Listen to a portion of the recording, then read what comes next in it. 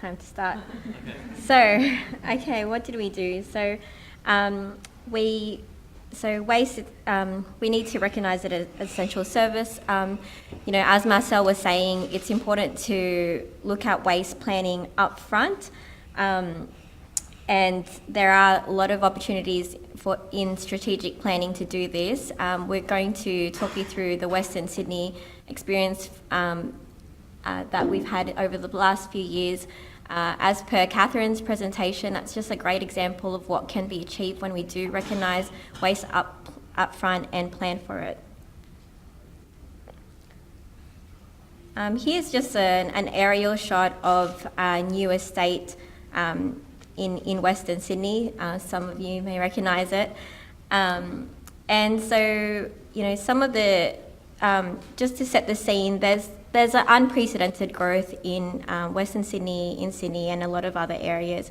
Some councils are reporting 200 DAs a week, so that's gone up a little bit. And, I don't know if you can see here, but there's some issues with some of these larger developments being planned by state government and local government having less input to some of these larger developments, and just really seeing with the issues that come through on the ground, the disconnect between the state planning policies and the local government needs for servicing waste, which is a critical infrastructure.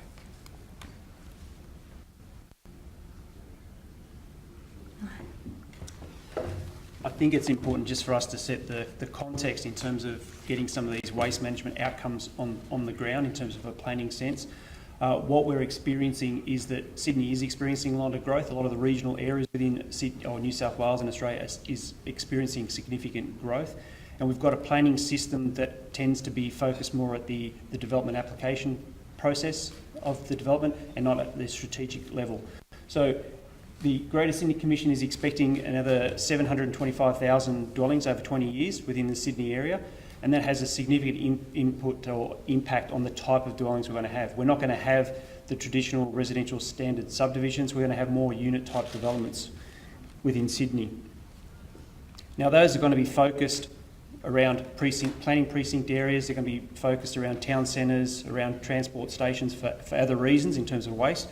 But the issue that we have with waste management is it's a lot harder to deal with waste management issues at a unit level than it is at a dwelling level.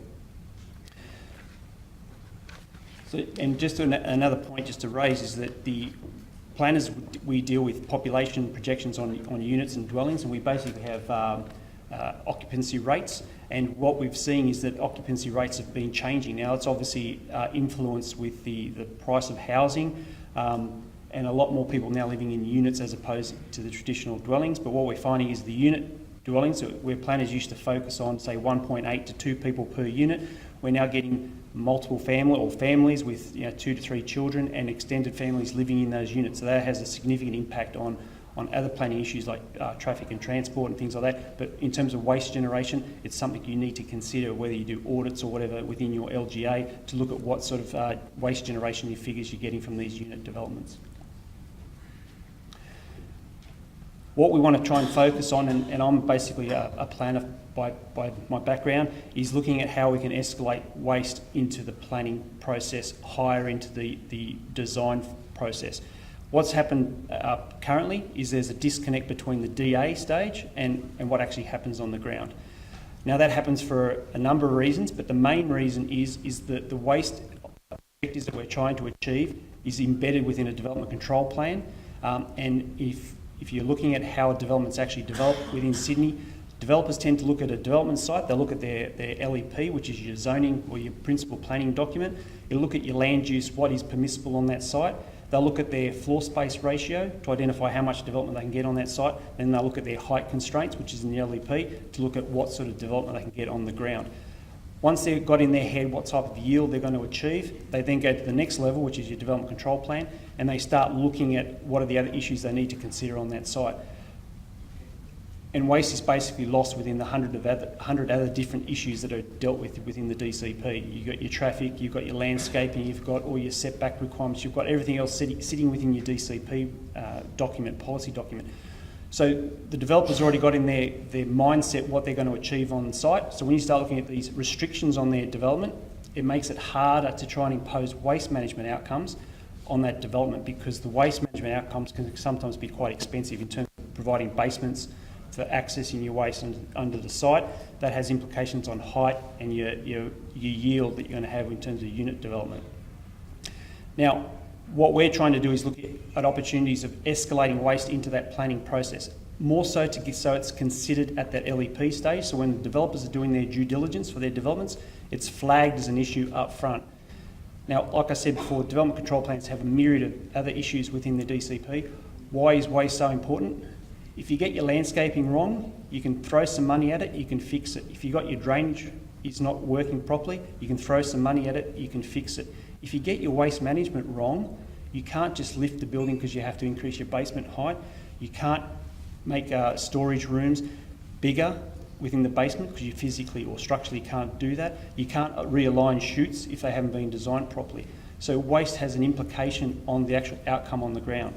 So some of those ramifications, if you get it wrong, it's not a cost on the development, it's an impact on that community every single week. And it's not just a couple of hours, some of these could be for basically the whole day. So the implications are you're basically putting more bins on the street instead of probably coming out with a better outcome in terms of servicing those on site, either in a basement or some other sort of configuration on the site. This was a large precinct, so there was plenty of opportunities to try and get those waste management issues sorted out earlier in the process. The other issue is obviously reduction in the amenity of that residential area. Like I said, this is a weekly basis, so residents have to deal with this in the morning when they drive off to work, and hopefully it's all cleared up by the time they get home. But if it's not, they've got to live with it. And if you're a shift worker and you live in this estate, the garbage truck's going to be there a long time lifting and dropping bins on that estate.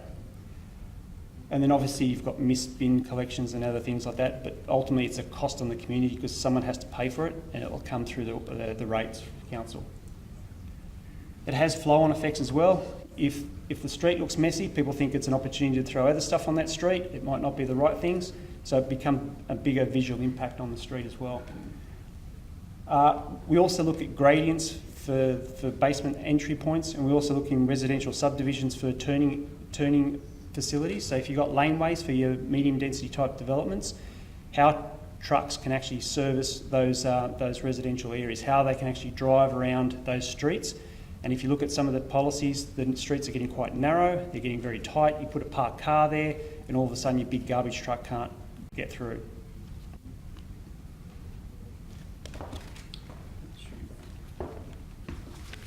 Okay, so we've been on this journey for a little while.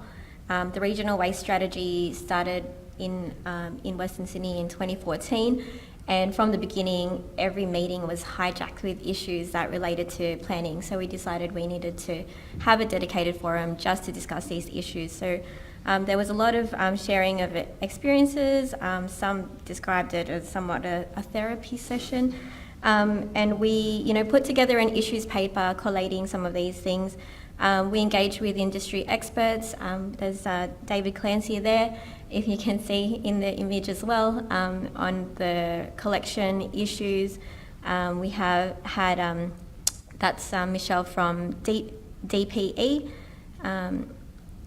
and we also had Rod Simpson from the Greater Sydney Commission as well. Put on some training sessions, so we called it planning for non-planners. So as Marcel said, we were saying MUDs when the planners are actually saying RFBs, so little things like that.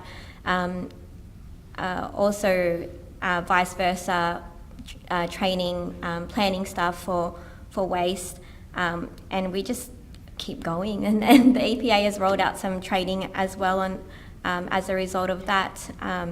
And we had Stephanie Barker from GSC, and the GSC is significant in, as Milan will talk to you later about a bit more about the district plans. And we just keep on banging that drum. It's time to recognise waste as an essential service.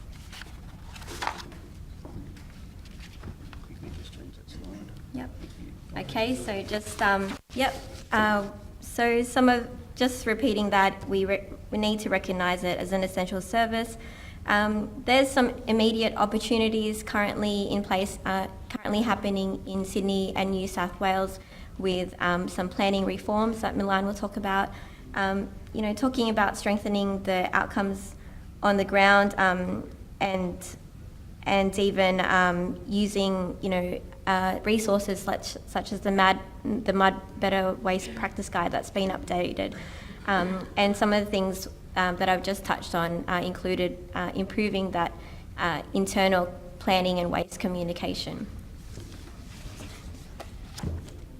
So as Guada has mentioned, WSROC and NESROC have been working for quite some time to escalate the planning requirements or waste management outcomes into that planning policy and try and escalate as into that LEP document from the bottom up. So we're excited by the opportunity of what the state government has actually done as part of their planning reforms. They are looking at changing the legislation. They're also looking at changing the strategic planning framework. So as I said previously, a lot of the waste outcomes were being delivered through a development control plan at the bottom end through the development assessment process. What the state government is trying to do is try and flip that around, so a lot of the work is done at the strategic level and there's less time at the DA stage.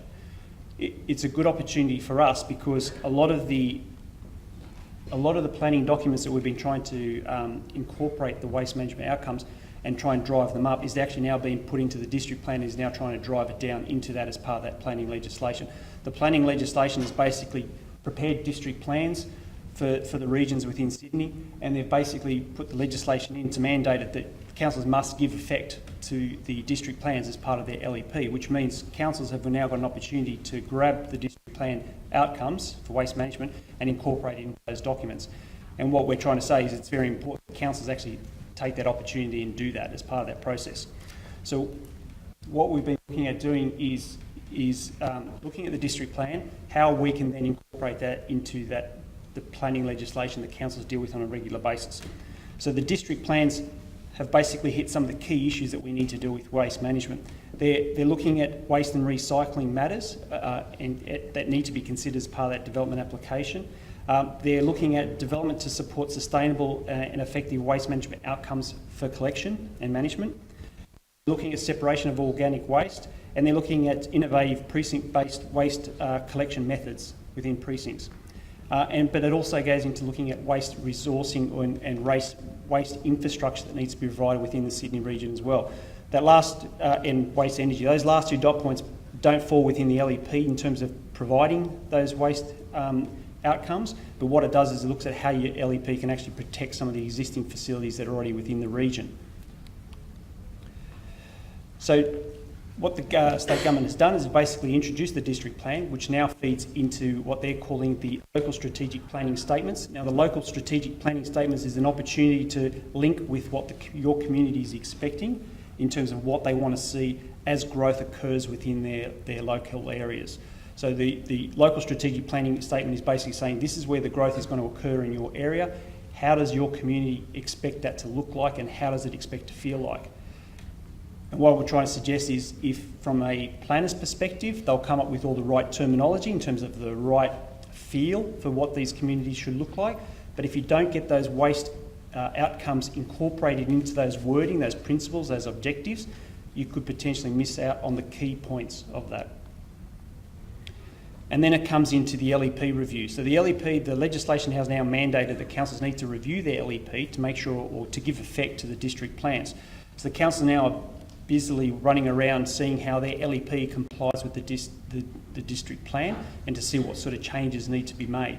So it's a great opportunity to try and escalate some of those waste initiatives into that planning document. So what have we done? WSROC and NESROC have basically coordinated some working groups to sit around. So these are waste officers, these are planners, these are everyone within councils who deal with waste on a regular basis, to see how we can influence or shape those policy documents to make sure we get the better outcome at the end. So we looked at the local strategic planning statement, and I'll just click both of those. So each council will basically shape how their document looks like. There's a template out there that says this is what a local strategic planning statement can look like, but each council basically will control what that document will look like itself. So what we tried to do is try to get some key points that should be put into that document. And you want to make sure that the waste outcomes are put into this document because it's a reflection of what the community expects. If you don't help the community to identify the right words, they'll say they want great communities, they want great everything, but as we've seen from those previous slides, if you get it wrong, you get the wrong outcome. So you need to re-emphasise that in this objective, this statement, that the community doesn't want to see that. They want to see safe amenity or environments that they can live in on a daily basis. So we came up with a version or a statement or wording that could be put into those documents, and you can see it picks up on those key words like waste outcomes. We talk about safety, we talk about efficiency because we don't want it there for too long. We talk about cost effective. Ultimately, it's the residents who are paying for that waste service. So you want to make sure it's effective and efficient. And you want to make sure that the built form and the livability of that community is of a high standard for the residents.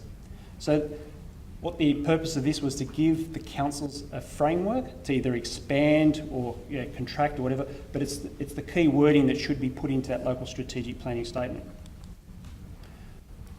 We then went a step further. Now, normally the process is you come up with wording and then you get the Department of Planning to shape what your LEP is going to look like, and it goes through a planning process, it goes through a planning panel, it goes through a planning report, and then it gets basically enforced. What we've done is we've actually said this are the clauses that we want within an LEP, or the clauses that should go into an LEP to make sure we don't miss out on those opportunities. So I don't expect you to read that, and I'm not going to go through each one, but it's basically talking about what the objective of the clause within the LEP should be, and that's basically an extension of the previous slide, which is about efficiency, safety, and the amenity of the community. And then we basically provided some requirements that each council can think about what they need to have in terms of trying to get the best waste outcomes within their LGAs. And there's a strong clause. Clause 2 basically says this clause applies to residential and mixed-use developments. So you can basically say what type of developments. You can expand on that. You can include commercial, you can include industrial. The councils can shape it to whatever they want. It's about basically getting those key out points. And the next bit, the third point, is crucial for any LEP, is basically this: development consent must not be granted unless. So you basically say, council or any consent authority, because it might not be the council, it might be a private certifier, cannot grant consent to a development unless these key heads of consideration have been included. So, and the importance for us is that it's at this stage where the developers are looking at this, because this is what has implications on their outcome on the site. So if we can flag it early in the process, there's a better chance that we're going to get better waste outcomes when the developer goes through the development process up front, because it's been considered earlier in the process.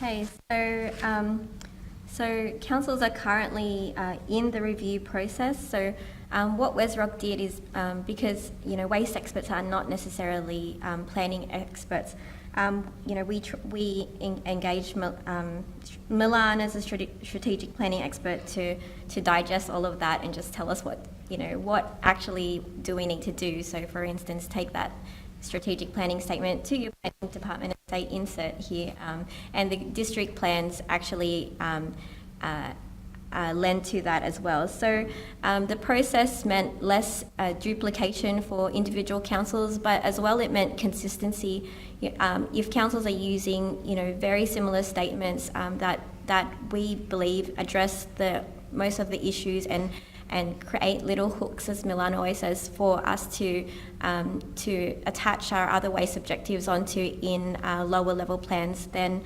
that's a big step forward as well. And so yeah, for the councils to just recognise there are opportunities within the planning system, and in one of our planning documents we had a timeline, and simply put, it said this is the window to act, because once the draft has been done, it's actually too late.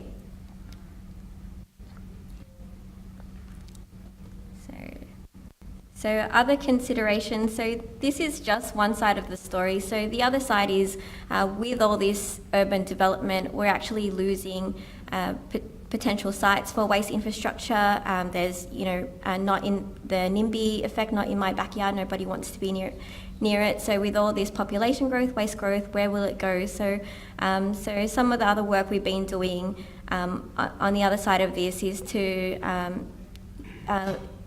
advocate that where there's land available, it needs to be protected, and that's also echoing what's in the district plans.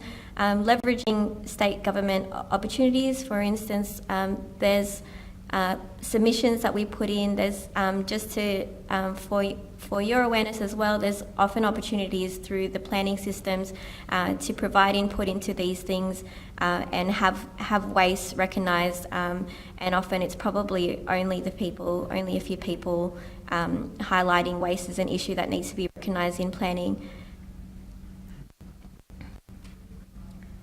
So our learning, so we're still advocating that waste needs to be recognised as an essential service. But what we've learned is, so these are the three things where we think will really help. So that planning policy and having that consistent approach to waste planning. Communication was a big thing that we found. So I think in the next presentation, Josh is going to talk to you about how to communicate to developers. And then looking at how do we communicate with our internal planning departments, as I've touched on earlier, and collaborating and advancing the issue has been a big thing. So this is, we all just started in a group just like this, a bunch of smart people talking about the issues, and together I think we can continue, if we continue singing from the same song sheet, we should get there. Hopefully it's not another 200 years, Tony. Thank you.